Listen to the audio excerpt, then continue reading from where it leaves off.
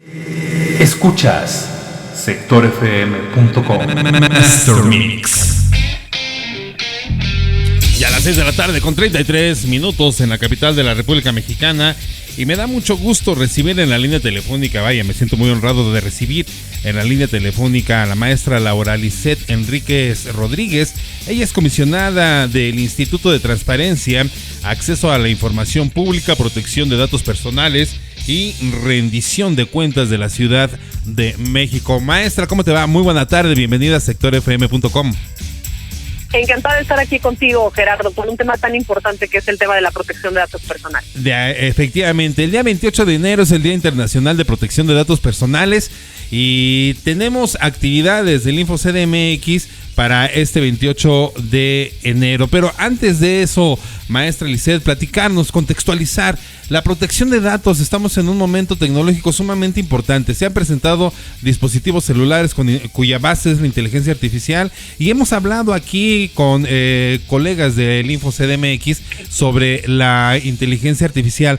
¿Cuál es tu visión de esta inteligencia artificial que cada vez está pues más inmersa en nuestras vidas y que para allá va el asunto de la tecnología, maestra?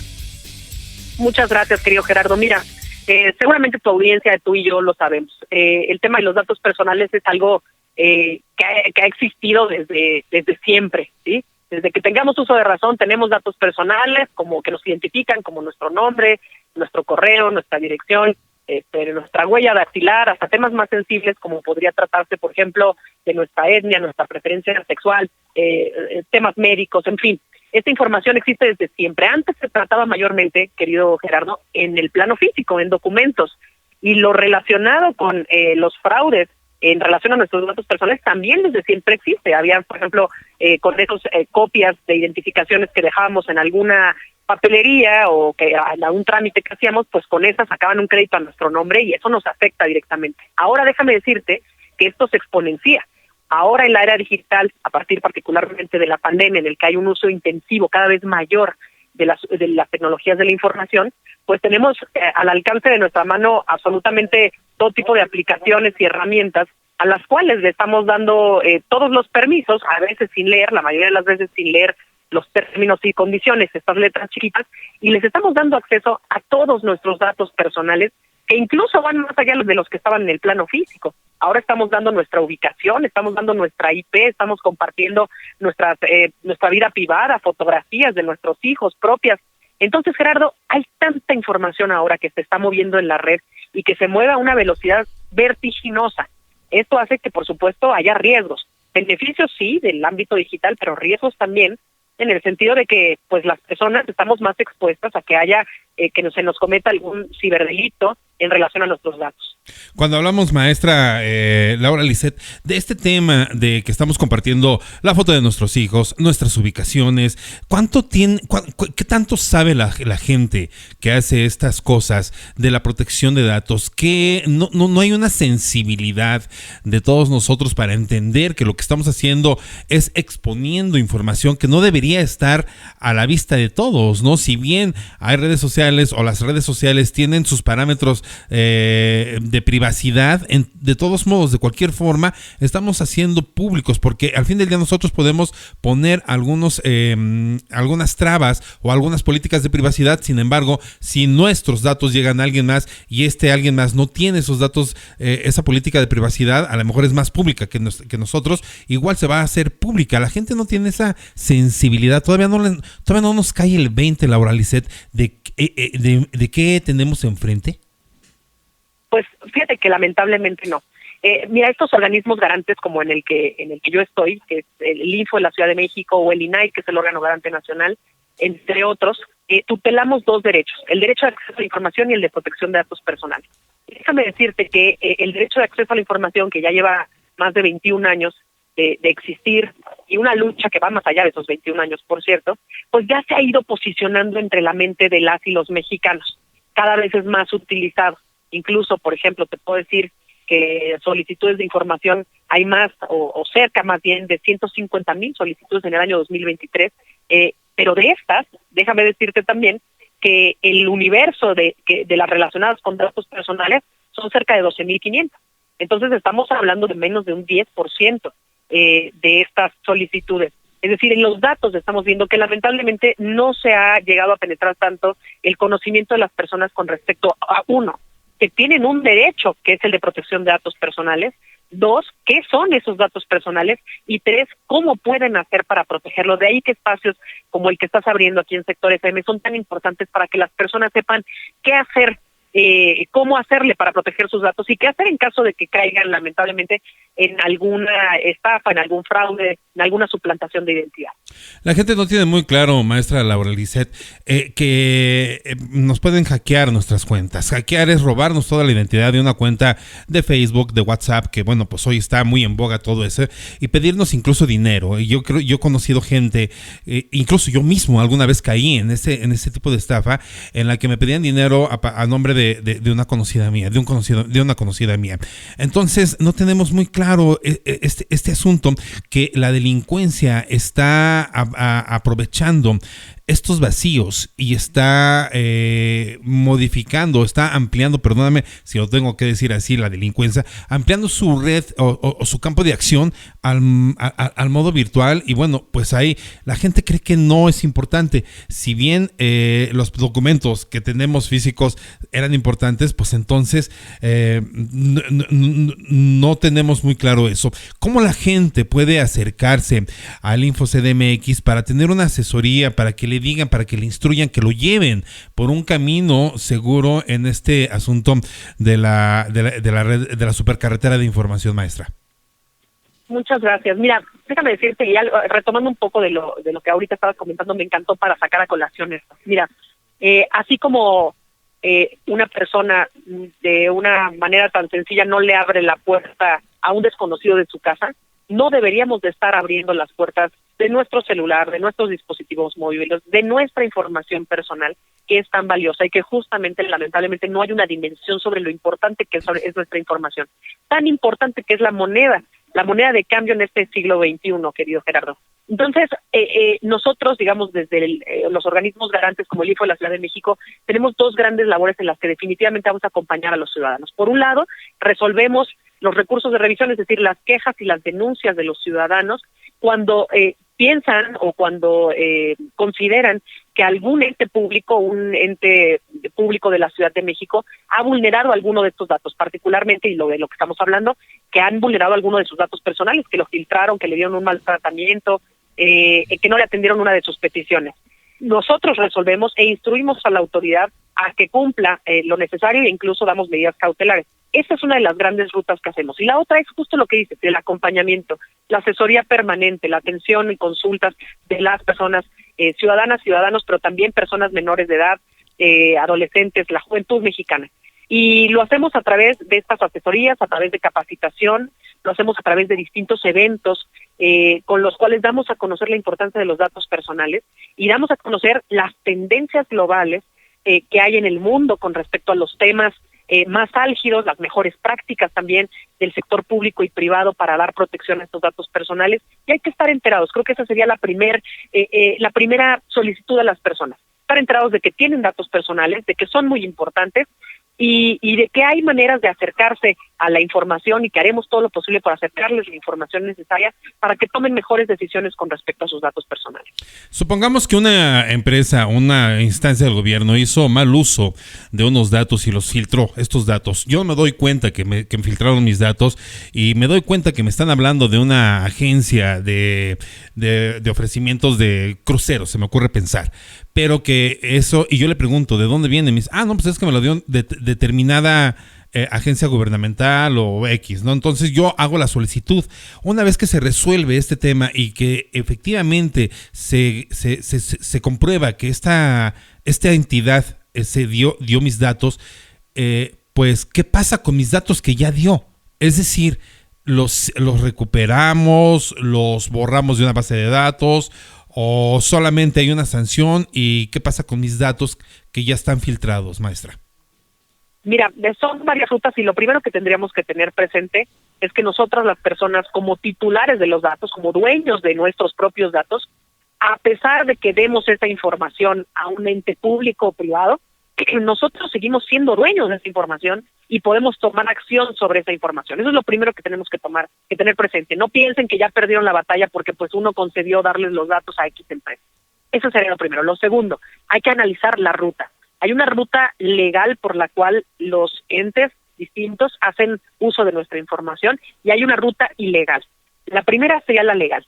Y para ello es bien importante leer el aviso de privacidad, porque hay veces que consentimos que estos entes nos hablen para efectos de marketing, por ejemplo, y publicidad, o bien consentimos, sin darnos cuenta, que compartan esa información con terceros. ¿Sí? En cualquier escenario, de todas maneras, podemos ejercer nuestros derechos acceso, rectificación, cancelación y oposición al tratamiento de nuestros datos. Pero bueno, esa es una vía legal. Hay otra vía que es la ilegal, a través de la cual terceras personas que bien llamas delincuentes, son ciberdelincuentes, se dedican a filtrar información, a conseguir de manera malavida información de las personas y la utilizan para distintos fines. En cualquier escenario, lo importante también es denunciar. Cuando se trata del sector privado, cuando vemos que está en manos del sector privado o que el sector privado es el que dio un mal tratamiento a nuestros datos, hay que acercarnos a hacer una denuncia ante el INAI. El INAI es el ente federal que se encarga del sector privado, o también se encarga del sector federal público, pero federal. En cambio, en el Info de la Ciudad de México, si uno percibe que alguna de nuestra información fue filtrada, a lo mejor por una alcaldía, por una secretaría, porque era información que ellos tenían, entonces acudimos a denunciar ante el Info de la Ciudad de México. ¿Sí? Ese es el ente correcto.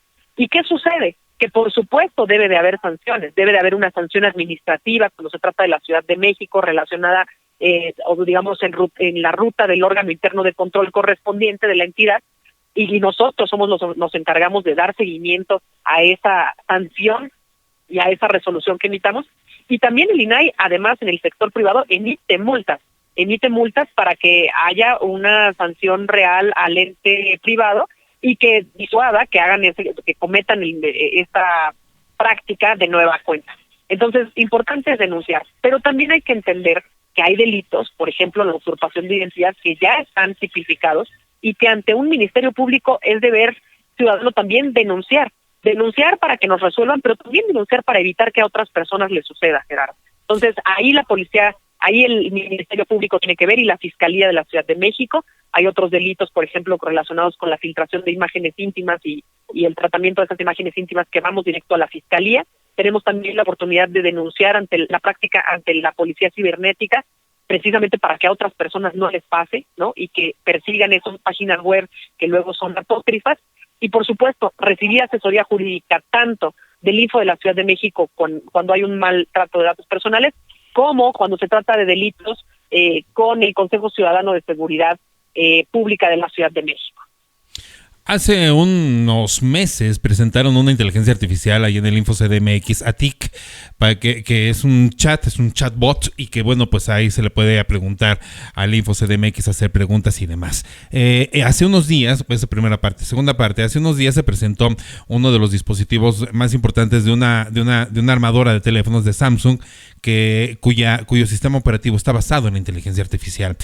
Estamos entrando, maestra Laura Lisset, a un tema bien interesante que tiene que ver con la inteligencia artificial, y yo preguntarte, maestra, si el Info CDMX está tomando alguna medida en específico para orientar a la gente o para implementar en su sistema este tipo de inteligencia artificial para reforzar la protección de datos y el acceso a la información de la gente que se acerca al Info CDMX.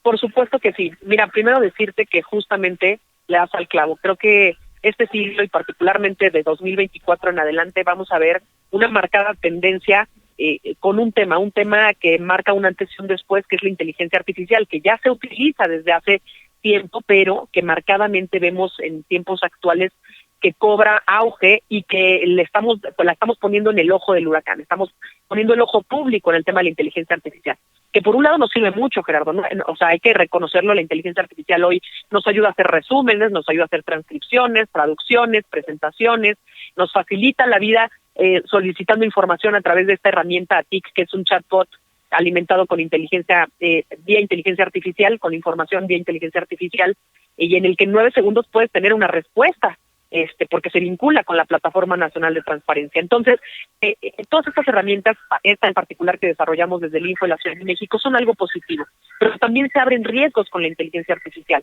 Tenemos el tema de los videos o las fotografías utilizadas o creadas a través de deepfake, en el que vemos a personas con cuerpos desnudos y que ponen el rostro de una persona y pues de alguna manera están amedrentando a la dignidad de una persona, ¿sí? Están atentando contra la dignidad de una persona a través de la creación de estas imágenes falsas, entre muchos otros temas que la inteligencia artificial pues puede representar un riesgo. Y es por eso que también tenemos que estar a la orden del día las organizaciones, los entes públicos y sobre todo nosotros tenemos esa responsabilidad como organismos garantes de estar llevando la información de actualidad a todas las personas para que conozcan cuál es esa tendencia global que hay al respecto de la inteligencia artificial.